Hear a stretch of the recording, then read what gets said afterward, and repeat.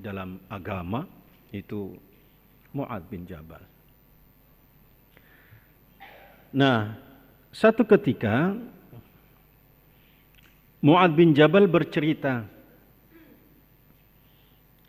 kata Mu'adz, kuntu ma'an Nabi. Satu ketika saya bersama Nabi sallallahu alaihi wasallam fi safarin, dalam sebuah perjalanan, fa asbahtu yauman qariban minhu wa nahnu nasir. Di pagi-pagi itu, satu hari di satu pagi, kata Mu'adz, saya bersama Rasulullah dan saya dekat dengan Rasulullah, bahkan merasakan betapa secara psikologis dia merasakan betul-betul dekat dengan Rasulullah. Keduanya berjalan, tidak diam, bergerak, berjalan. Kemudian Mu'adz menyampaikan pertanyaan kepada Rasulullah. Kata Mu'adz, faqultu, saya kemudian bertanya kepada Rasulullah, ya Rasulullah, atau Mu'adz memohon sesuatu kepada Rasulullah. Kata Mu'adz, akhbirni bi'amalin yudkhiluni al-jannata wa yuba'iduni anin nar. Wahai Rasulullah, ajarkan kepadaku amal yang akan mengantarkan aku masuk surga dan mencegah aku dari api neraka. Ini pelajaran yang sangat berharga sekali, Pak. Ketika Mu'adz ketemu dengan Rasulullah, diambil kesempatan yang betul-betul oleh Mu'adz bin Jabal untuk menanyakan sesuatu kepada Rasulullah. Mu'adz tidak bertanya kepada Rasulullah, ya Rasul, bagaimana keluargamu? Tidak. Bagaimana istrimu? Bagaimana anak-anakmu? Seperti layaknya kita kalau ketemu dengan teman yang lain, toh. Gimana kabarnya? Istrimu bagaimana? Anakmu bagaimana? Mu'adz begitu ketemu dengan Rasulullah, yang ditanyakan oleh Mu'adz adalah tentang amal. Ini merupakan satu pembelajaran bagi kita. Kalau kita ketemu dengan orang alim, dimanapun kita ketemu, apalagi dalam kesempatan yang sempit di perjalanan, yang tidak mungkin berlama-lama di tempat tersebut atau di perjalanan tersebut, manfaatkan waktu itu untuk bertanya tentang sesuatu agama. Jangan sia-siakan. Ini pelajaran dari Mu'adz. Manfaatkan kesempatan itu untuk bertanya tentang agama. Dan Mu'adz pertanyaannya adalah tentang amal. Selama itu dia sudah mengerjakan amal-amal itu semua. Akhbirni, kabarkan kepadaku, ajari aku, kata Mu'adz, amal yang mengantarkan aku masuk ke dalam surga. Kalau kita ketemu ibu-ibu, tolong dong, ajarin dong menu masak itu bagaimana. Ibu-ibu di sana, tapi kalau di sini insya Allah lah nggak beda, katanya itu ibu-ibu yang bilang nggak beda. Ya Pak, ini begitu juga bapak-bapak.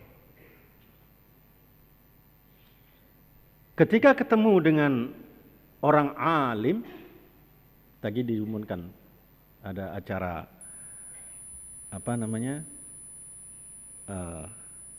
Mu'allaf Center mau ngadain acara mengundang para alim ulama.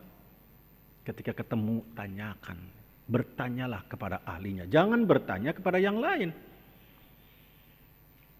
Ustaz, sekarang gampang saya tanyanya. Ke siapa? Ke Google. Wah, tanya ke Google. Hati-hati kalau tanya ke Google, banyak penyesatan. Banyak penyesatan. Bahkan kita nggak tahu di siapa itu di situ. Kalau sekedar klarifikasi, nggak ada masalah mungkin. Sumpama ketemu di sini nih. Sumpama Ustadz Abdus Somad atau Ustadz Adi Hidayat ceramah di sini, kemudian kita kembali ngelihat di Google atau di YouTube-nya, nggak ada masalah. Tapi dengan orang yang tidak kita kenal, atau dengan Pak Zaki Mubarak, kita buka di Google-nya, ternyata orangnya ada di sini, nggak ada masalah. Tapi yang tidak kita kenal, kemudian kita bertanya di situ. Al-Quran saja sekarang di dunia Google itu sudah banyak penyelewengan. Maka pelajaran dari Mu'adz ini kita terapkan pada kehidupan kita sehari-hari. Mu'adz ketemunya adalah dengan Rasulullah Muhammad sallallahu alaihi wasallam. Maka dalam kesempatan yang sempit itulah Mu'adz bertanya kepada Rasulullah tentang amal. Amal apa? Amal yang akan mengantarkannya untuk masuk ke dalam surga dan mencegahnya dari api neraka. Kita sebagai umat Rasulullah, ulama adalah sebagai warathatul anbiya, pewaris para nabi, maka ketika ketemu dengan para ulama, orang alim, tanyakan tentang amal. Bisa jadi kita amalnya belum pakai ilmu. Ibadah nggak pakai ilmu, sia-sia. Wa kullu man bi ghairi ilmin ya'malu a'maluhu mardudatun la tuqbalu. Wa kullu man, dan barang siapa, setiap orang di sini, bi ghairi ilmin, tanpa ilmu, ya'malu, dia beramal, dia beribadah, a'maluhu, maka amalnya tadi, ibadahnya, mardudatun, tertolak, la tuqbal, tidak diterima. Karena apa? Beramalnya hanya katanya atau melihat orang lain, bukan dengan ilmu. Sholatnya hanya melihat orang lain, sehingga tidak faham ruku itu seperti apa. Ruku itu digambarkan kira-kira punggung, leher, dan kepala itu satu lurus. Bahkan ketika ditaruh gelas, nggak miring sama sekali airnya dalam gelas itu. Saking lurusnya. Tapi karena kita hanya melihat orang, oh ya ruku seperti itu, kemudian kita tidak sesuai dengan aturan-aturan yang ada. Maka sempurnakan ibadah kita dengan ilmu. Karena itu setiap ketemu dengan orang alim, maka akhlak yang diterapkan oleh Mu'adz kepada Rasulullah, maka kita terapkan kepada orang-orang alim yang ada di lingkungan kita. Bertanyalah tentang amal. Amal yang akan mengantarkan kita untuk masuk ke dalam surga Allah Subhanahu wa ta'ala. Maka Rasul menjawab. Ini jawaban Rasulullah.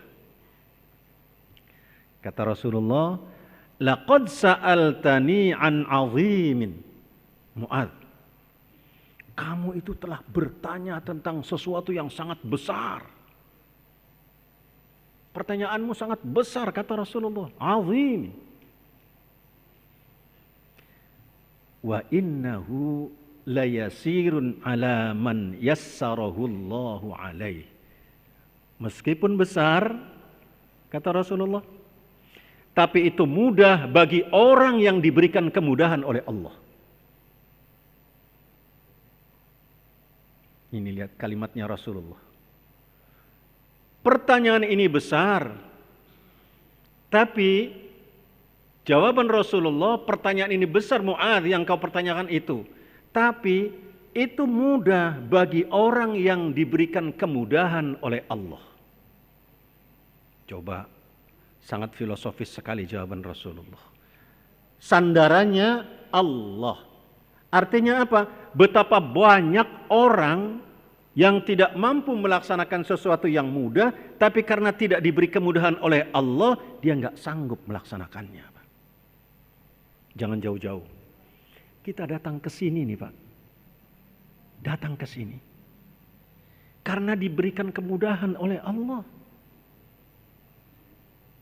Coba kalau kita pas mau berangkat, migrain gitu loh. Nggak jadi berangkat toh. Pas mau berangkat, perut mulas. Bermacam-macam.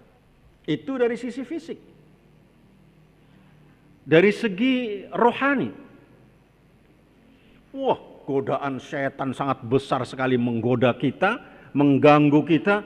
Ngapain sih ke Sunda Kelapa jauh-jauh? Ngabisin bensin, ngabisin macam-macam. Udah, ngapain? Sini aja ntar juga ada. Tunggu aja pengajian di sini nanti. Itu godaan.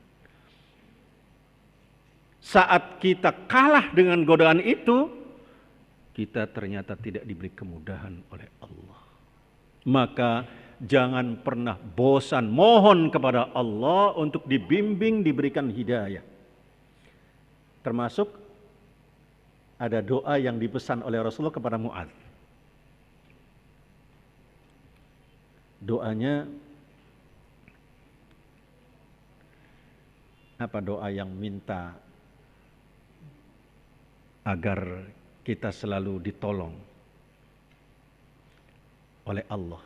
Allahumma a'inna ala dzikrika wa syukrika wa husni ibadatik. Itu doa yang oleh Rasulullah dipesankan khusus kepada Mu'adz. Allahumma a'inna, ya Allah tolonglah aku. Minta tolong kepada Allah. Jangan kita merasa sombong, sehat, bisa berangkat saya sendiri. Atas izin Allah saya bisa datang ke masjid ini. Atas ma'unah dari Allah, pertolongan dari Allah saya bisa datang ke masjid ini. Untuk memperpanjang i'tikaf di masjid ini. Maka bimbingan Rasulullah, jangan kemudian kita lepas ikatan dengan Allah Subhanahu wa ta'ala. Rasul berpesan kepada Mu'adz juga doanya. Allahumma a'inni ala dzikrika wa syukrika wa husni ibadatik. Ya Allah, tolonglah aku ya Allah, tolong. Karena begitu besar godaan kepada aku, begitu banyak setan menggodaku ya Allah, Engkau Maha Kuasa, maka tolonglah aku ya Allah. Untuk apa? Ala dzikrik, untuk senantiasa ingat kepadamu, wa syukrik, dan senantiasa bersyukur kepadamu, wa husni ibadatik, dan beribadah dalam kebaikan-kebaikan ya Allah. Berdoa itu dibaca tiap pagi dan sore. Bahkan setiap selesai sholat dibaca agar Allah tetap membimbing kita, menolong kita. Maka kata Rasulullah, wahai Mu'adz, pertanyaan kamu itu besar, agung, atau berat bisa jadi. Tapi mudah bagi orang yang diberikan kemudahan oleh Allah Subhanahu wa ta'ala. Apa amalnya?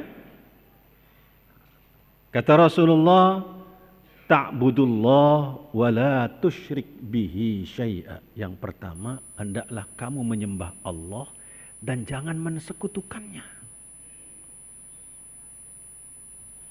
Bapak dan Ibu sekalian, musyrik ternyata ada yang namanya syirik khafi, syirik yang samar-samar, yang tidak kelihatan. Syirik ringan katakan. Bukan ringan, tidak kelihatan syiriknya. Namanya syirik. Tidak nampak. Apa? Riya. Bukan riya irawan. Riya. Riya itu apa? Pamer. Ingin dilihat orang. Ingin dipuji orang. Itu artinya berarti ibadah kita karena orang itu. Ketika ibadah kita karena orang itu, ria, menduakan Allah. Menduakan Allah. Bahkan dalam surat Al-Ma'un, ria itu bagaimana itu? Nerakanya, neraka well. Fawailul lil musallin alladzina hum an salatihim sahun walladzina hum yura'un. Orang yang ria ternyata dosa, dia masuknya ke dalam neraka well. Ria. Berarti perbuatan ria itu bukan perbuatan sederhana, perbuatan yang berdosa dan neraka ancamannya. Neraka well.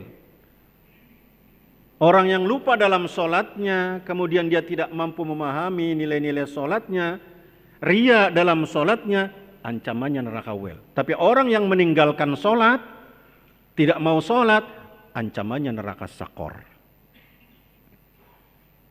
Dalam Al-Quran itu ditanya, ketika kita mencari teman-teman kita nanti di surga itu, kita nyari teman. Mana sih teman ngaji di Sunda Kelapa itu, kok nggak ada ini?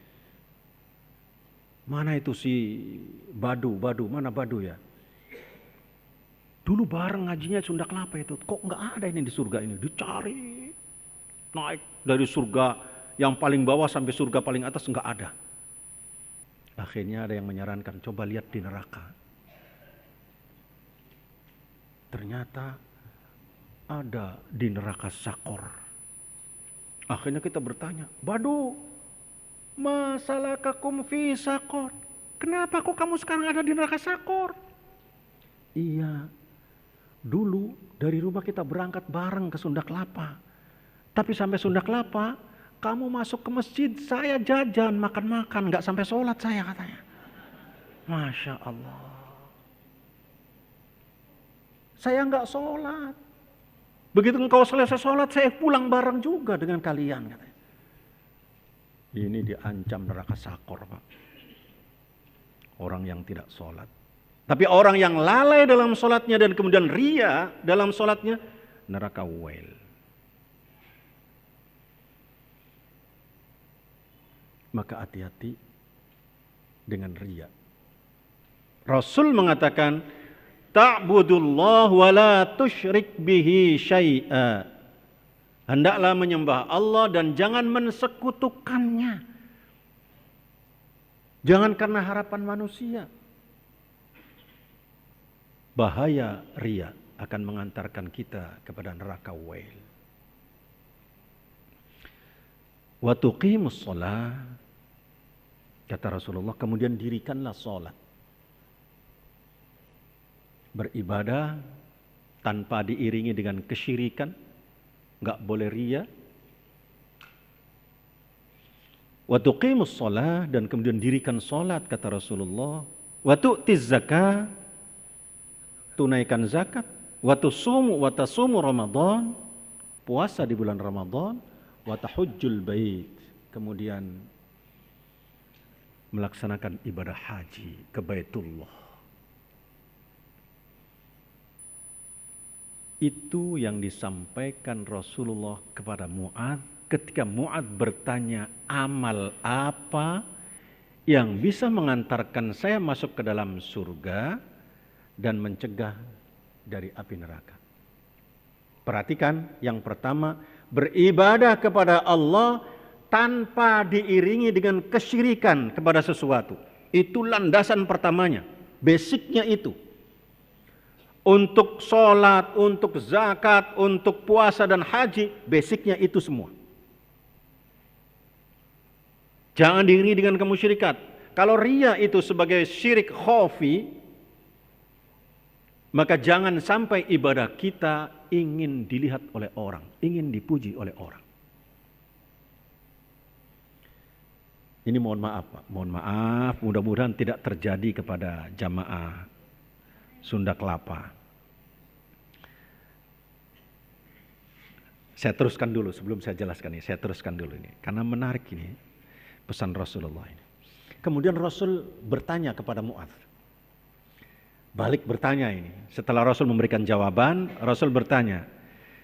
Qala, kata Rasulullah. Rasul bertanya, ala adulluk ala abwabil khair. Mu'adz, mau nggak saya tunjukkan pintu-pintu kebaikan? Abwab jamak di sini. Pintu-pintu kebaikan, kata Rasulullah. Mau nggak? Kemudian Rasul menjelaskan, as-saum junnatun. Puasa itu perisai, kata Rasulullah. Perisai dalam segala sesuatu. Was-shadaqatu tutfi'ul khati'ata kama yutfi'ul ma'un nar. Dan sedekah, kata Rasulullah, itu akan menyiram seluruh kejelekan, seluruh keburukan, seperti air menyiram api. Atau memadamkan seluruh amarah kita. Sedekah itu memadamkan keburukan-keburukan seperti air memadamkan api.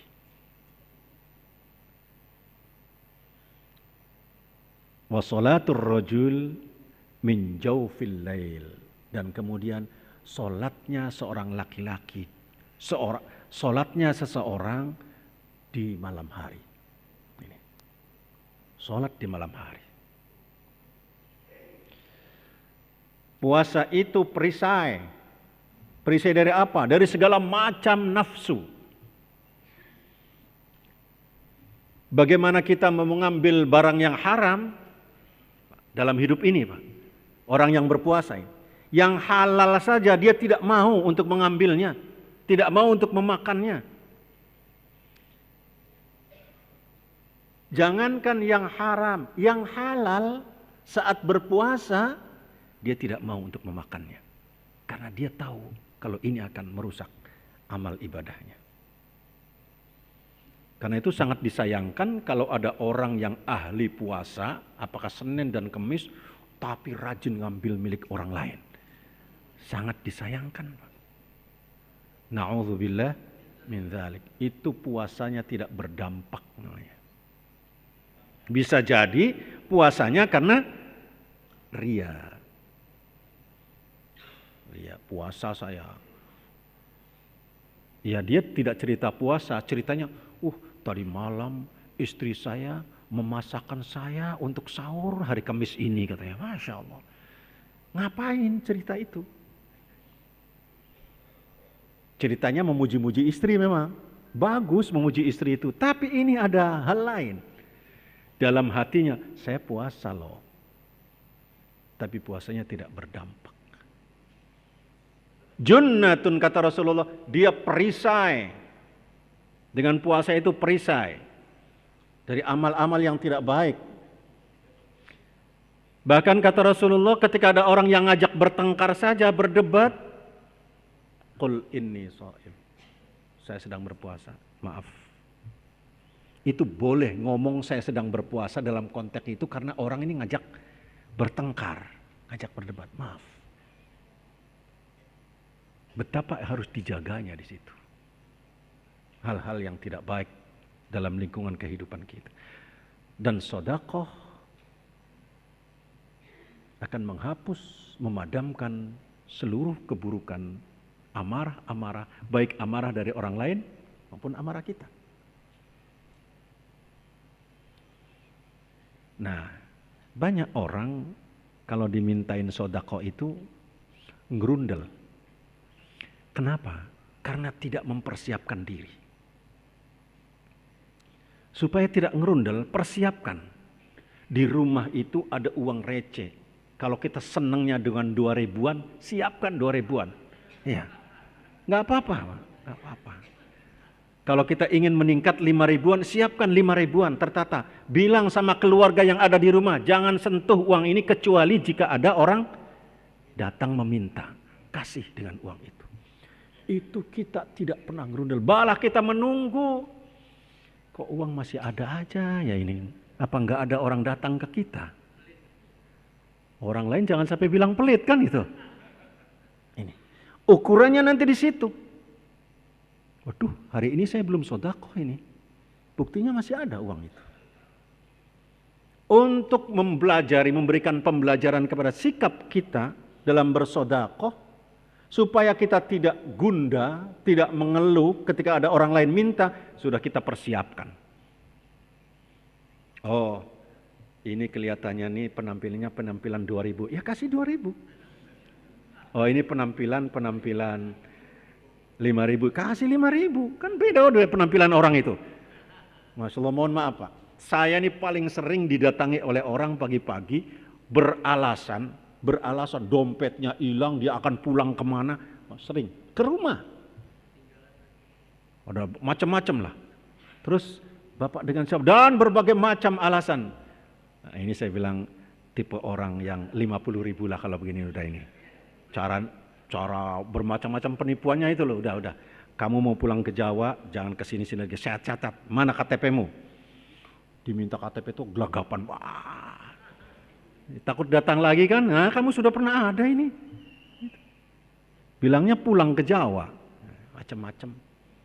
Tapi kalau kita sudah mempersiapkan uang itu, ya tipe kamu tipe 2000. Nah, ini 2000. Masya Allah.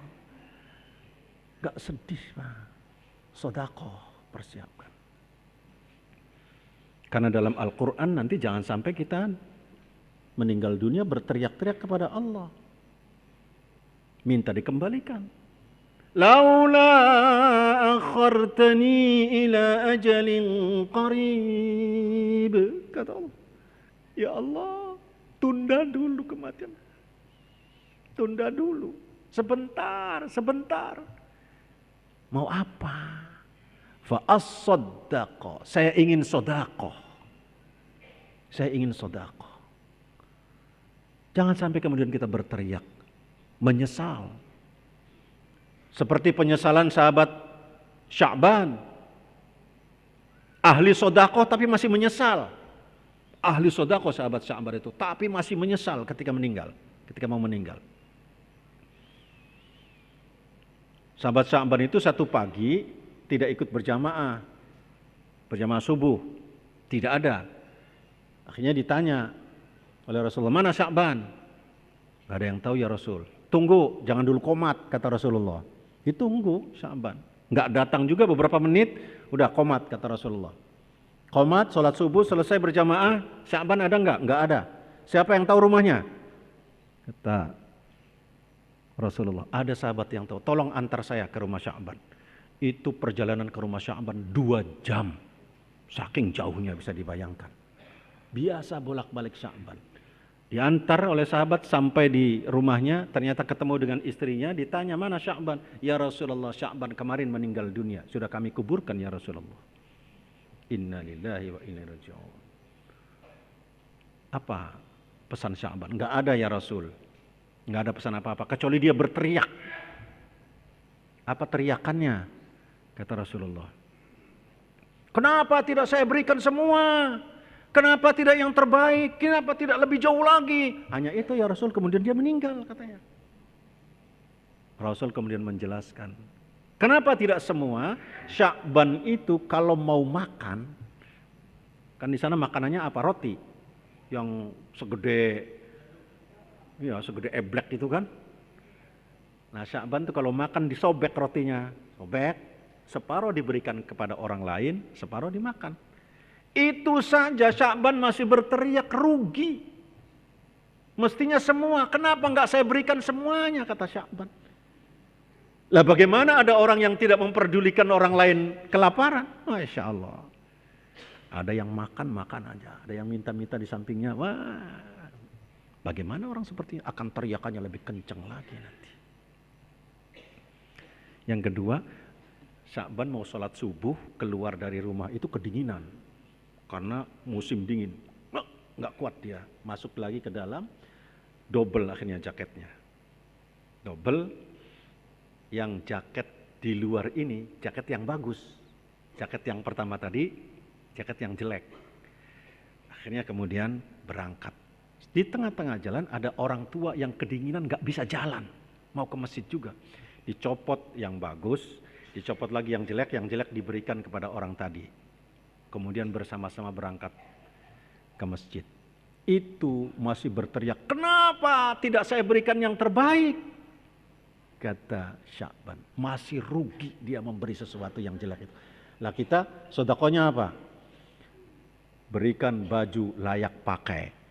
Ternyata bajunya baju bekas semua. Pada robek-robek, daster ada di bokongnya robek dan sebagainya, itu yang diberikan. Tidak ternyata. Dan yang terakhir, Sya'ban berteriak, kenapa tidak lebih jauh lagi? Karena ternyata setiap langkah orang menuju ke ke majelis ilmu, setiap langkah menuju ke masjid kafaratun lidzunub, menghapus dosa dan mengangkat derajat. Maka beruntung kalau ada orang yang rumahnya paling jauh dari sini, jalan kaki tapi sehingga dihitung langkahnya itu ya. Masya Allah ini Mu'adz. Banyak kisah Mu'adz dengan Rasulullah ini sangat indah sekali. Sangat indah. Jadi kata Rasulullah, puasa itu perisai, sedekah itu akan menghapus keburukan-keburukan, dan kemudian salatul lail, salatul rajul min jawfil lail. Salat di malam hari. Kenapa malam hari, Pak? Bahkan itu di masuk kota Madinah itu ada baleho besar sekali. Tulisannya ayyuhan nas, wahai umat manusia, afsus salam wa at'imut ta'am wa silatur rahim wa salatu bil lail wan nasu niyam. Itu pesan Rasulullah. Wahai umat manusia, sebarkanlah kedamaian di situ, sebarkanlah salam. Wa at'imut ta'am, berbagilah dalam hal makanan. Wa silatur rahim, hendaklah kalian saling membangun silaturahim. Wa salatu bil lail wan nasu niyamun, dan hendaklah kalian salat malam sementara yang lain pada tidur, kata Rasulullah. Kenapa? Di situ pentingnya ikhlas, tidak ingin dilihat oleh orang, tapi hanya diketahui oleh dirinya dan Allah Subhanahu wa taala. Malam itu, Pak, yang lain tidur, gelap lagi. Kalau saja siang hari orang itu tidur, dia tidak akan tahu. Padahal siang hari karena tidur. Nah, ini sudah tidur, gelap lagi suasananya. Betapa dibutuhkan kerahasiaan sir, dan kemudian kita menjaga kerahasiaan itu hanya kita dengan Allah yang tahu kalau kita salat malam. Jangan sampai ada orang lain tahu, kecuali keluarga, barangkali istri atau suami yang dibangunkan untuk bersama-sama menghadap Allah Subhanahu wa taala. Anehnya apa yang terjadi sekarang? Gara-gara ada WA, ada HP Android, sholat malam di foto, track, dikirim ke temannya. Bagus sih tulisannya, Alhamdulillah Allah membangunkan saya di sholat malam. Lah, ngapain memberitahu itu? Ngapain? Akhirnya apa? Ria. Kok saya kan ngasih tahu supaya dia juga ikut bangun. Ya nggak perlu di malam-malam itu. Di siang hari tempatnya belajar itu bukan saat itu. Dia HP-nya masih tidur loh. Orang itu HP-nya, kenapa kita kirim? Akhirnya begitu dibuka, oh dia ternyata jam 2 sudah bangun. Orang lain akhirnya tahu. Padahal Rasul mengatakan, wan nas niyamun. Sementara orang lain bangun. Kita yang bisa bangun itu sudah pertolongan dari Allah, hidayah dari Allah, ma'unah dari Allah. Maka bangunlah. Ini pesan Rasulullah kepada Mu'adz bin Jabal. Wa salatur rajuli min jawfil lail, di kegelapan malam. Sementara di hadis lain, wan nasu niyamun, sementara orang lain pada tidur. Mu'adz bin Jabal. Kemudian Rasulullah setelah menyampaikan pesan itu, dia membaca ayat Al-Quran surat As-Sajdah. Setelah sujud tilawah, kita kan bangun, kemudian baca, Rasul membacakan ayat itu kepada Mu'adz. A'udzu billahi minasyaitonir rajim.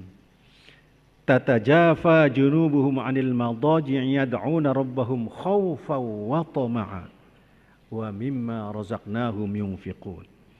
Fala ta'lamu nafsum ma ukhfiya lahum min qurrati a'yunin jazaa'an bima kanu ya'malun. Ini.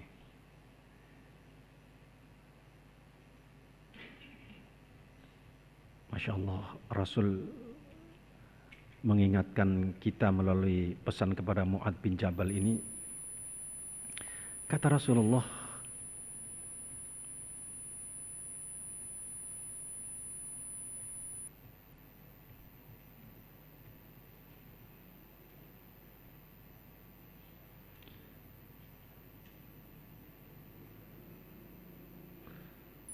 lambung mereka, ini Allah berfirman, lambung mereka tatajafa junubuhum 'anil madaji'i yad'una khaufan wa tama'a. Lambung mereka jauh dari tempat tidurnya. Artinya dia bukan lagi tidur. Sedang mereka berdoa kepada Rabb-nya dengan rasa takut dan berharap. Khaufan wa tama'a. Di malam hari itu dia bangun, lepaskan tempat tidur, kemudian dia memohon kepada Allah dengan penuh harap dan rasa takut. Apa yang dimaksud rasa takut di sini? Takut tidak diterima amal kita, berharap untuk diterima amal kita oleh Allah Subhanahu wa taala. Kalau kita takut tidak diterima, maka kita akan berusaha sebaik-baiknya, semaksimal mungkin. Berbeda dengan orang cuek, nggak punya rasa takut, terserah aja, yang penting saya sudah selesai katanya. Kan ada orang yang begitu. Akhirnya sholatnya kayak kotak ayam ya. Nah itu cepat sekali. Nggak ada tumaknina. Yang penting saya sudah sholat. Khauf, rasa takut untuk tidak diterima. Wa tama, sebaliknya kita berharap untuk diterima oleh Allah Subhanahu wa taala. Dan mereka menafkahkan sebagian dari rizki yang kami berikan kepada mereka. Seorang pun tidak mengetahui apa yang disembunyikan untuk mereka. Seorang pun tidak mengetahui. Begitu tersembunyinya ibadah di malam hari. Lah sudah disuruh disembunyikan di malam hari, malah kita yang berteriak-teriak kemana-mana. Melalui WA, melalui HP. Ini yang salah. Lagi baca Quran, difoto, ceret, alhamdulillah sudah juz yang ke-11. Sudah. Itu ibu-ibu di sana, Bu, sama bapak-bapak di sana. Di sini nggak ada lah. Paling ada, kalaupun ada 1-2 lah. Ya. Mudah-mudahan nggak ada. Mudah-mudahan kita berharap nggak ada yang demikian itu.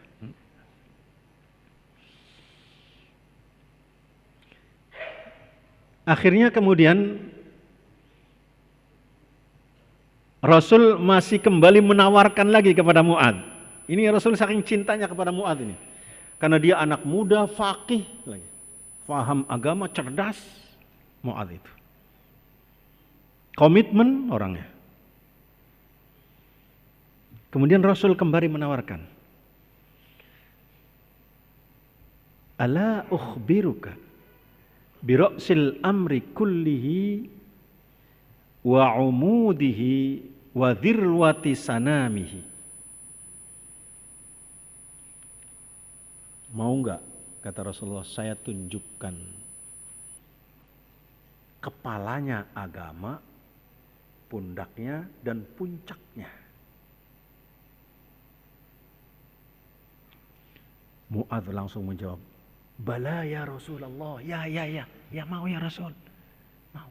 Ini seolah-olah Mu'adz ini dalam kondisi yang sangat manja pada saat itu, manja, dekat sekali dengan Rasul. Maka dia mengatakan apa? Qariban, asbahtu yauman qariban, dekat dan merasa dekat sekali, sehingga dia memanjakan betul dirinya kepada Rasul, dan Rasul pun seolah-olah memanjakan Mu'adz.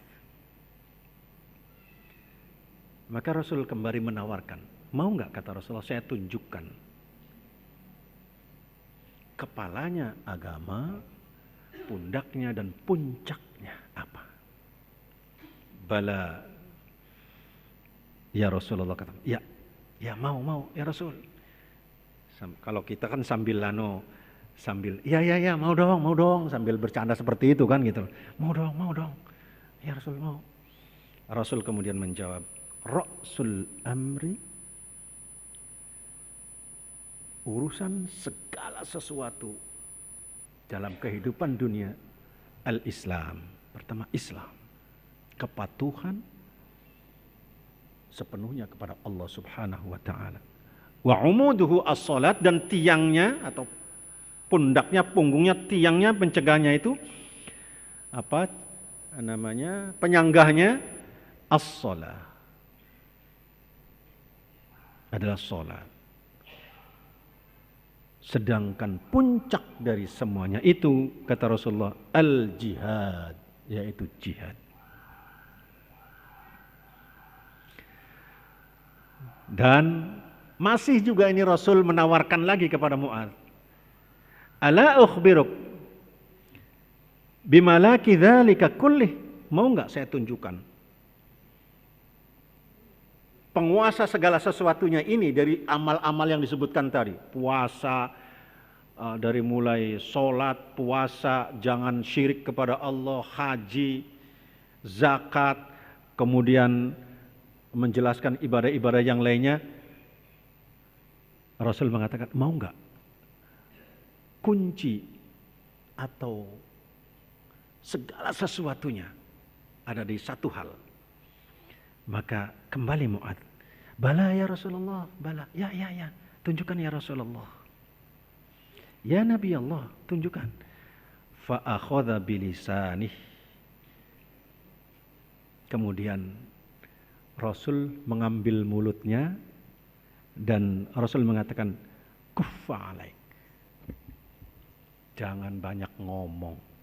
Ini kata Rasulullah dalam hidup, jaga mulutmu.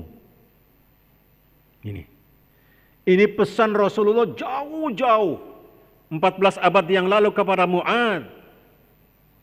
Tapi sekarang kita baru sadar apa yang dimaksud apa yang dimaksud jaga mulutmu. Sekarang ternyata mulut orang banyak diumbar.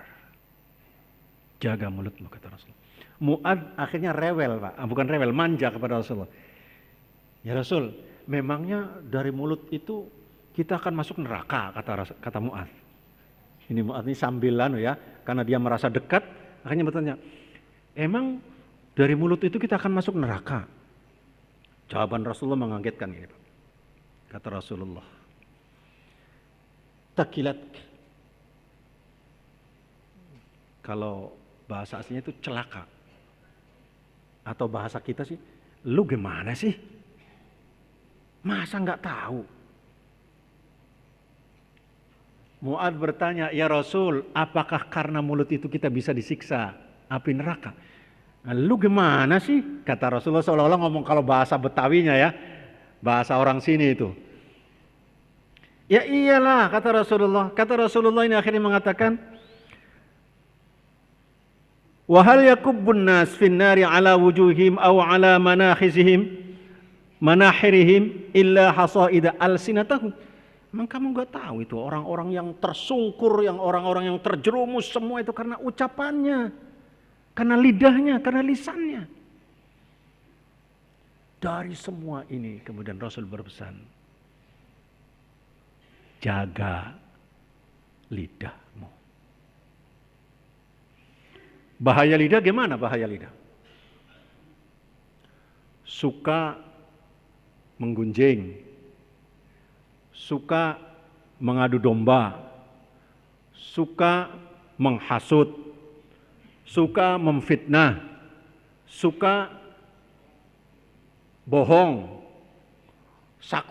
bersaksi palsu. Ternyata dari mulut ini banyak sekali dosa yang diumbar. Dan itu mulut jauh berbeda dengan pedang. Kalau pedang sekali mengayuh hanya satu yang kena. Tapi mulut sekali keluar, sekali mengayuh, berapa orang yang kena?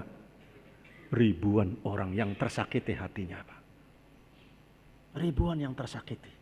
Maka kata Rasulullah, jaga mulutmu. Rasul mempraktekkan di hadapan Mu'adz tuh, jaga mulutmu. Betapa pentingnya menjaga mulut. Sekarang terutama ini masuk tahun apa namanya? Tahun politik, tahun pemilu. Masya Allah, saling menjelekkan, saling menghasut. Jangan. Jamaah yang soleh dan solehah tidak ikut terlibat saling menjelekkan. Tidak ikut terlibat dan tidak perlu menjelek-jelekkan, memfitnah. Menjelekkan orang, kalau ia betul itu kejelekan ada pada dirinya, namanya apa? Ghibah. Menceritakan kejelekan orang, ghibah. Ghibah dalam surat Al-Hujurat itu digambarkan seperti orang yang memakan bangkai saudaranya. Saudaranya bukan bangkai orang lain, bangkai saudaranya. Itu begitu jijiknya, saudara sendiri bangkainya dimakan. Hibah. Jika tidak terbukti, nah, kesalahan pada orang yang kita ceritakan itu, maka munculnya fitnah. Al-fitnatu asyaddu minal qatl. Fitnah lebih jahat daripada pembunuhan. Gak ada untungnya akhirnya kita menceritakan kejelekan orang. Kita lebih baik datang ke Sunda Kelapa, ngaji, zikir, berdoa kepada Allah. Mudah-mudahan negara kita ini aman, tidak seperti negara tetangga kita, saudara kita. Mudah-mudahan kita tetap dijaga oleh Allah Subhanahu wa taala, diberikan rahmat oleh Allah Subhanahu wa taala, dan anak-anak kita anak yang soleh dan solehah, rezeki kita halal, berkah, dan kemudian ibadah kita aman dan tenang. Terima kasih dan mohon maaf atas segala kekurangan. Jika ada yang benar semata-mata dari Allah, jika ada yang salah adalah dari diri saya sendiri. Hadanallahu wa iyyakum ajma'in.